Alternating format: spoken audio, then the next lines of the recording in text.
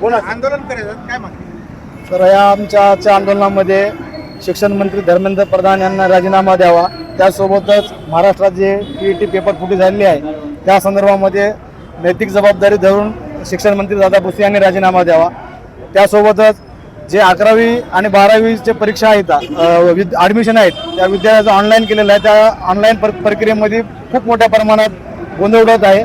तर ते ऑनलाईन प्रवेश प्रक्रिया त्याची रद्द करून ऑफलाईन पद्धतीने जसा जुनी पद्धत होती त्या पद्धतीने घेऊन त्या विद्यार्थ्यांना दिलासा द्यावा, या मागण्या आमच्या आज या निदर्शनी आंदोलनामध्ये आहेत.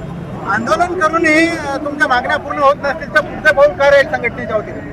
सर, आंदोलन करून तरी मागण्या मान्य करूनच घ्यावं लागतील. एकदा होत नसतील रवल करावं लागणार आहे. लोकशाही मार्गाने आंदोलन करणं आमची नैतिक जबाबदारी आहे, ते आम्ही करत राहू.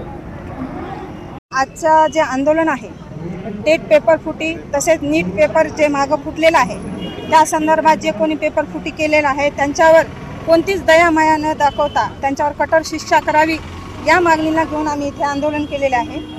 तर राज्यामध्ये एकूण 1062 केंद्रावर ही परीक्षा होणार होती.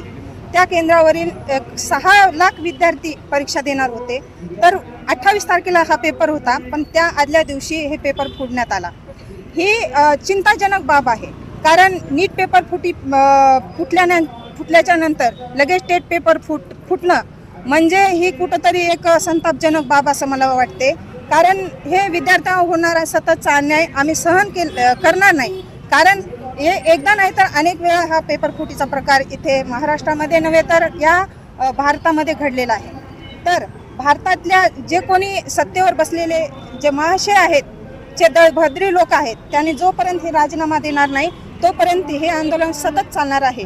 SFIची एवढीच मागणी आहे, राज्य कमिटीचीच नव्हे तर इंडियामध्ये मागणी आहे की जोपर्यंत धर्मेंद्र प्रधान आणि तसेच दादा भुसे यांनी राजीनामा देणार नाहीत तोपर्यंत हे आंदोलन अविरत चालणार आहे.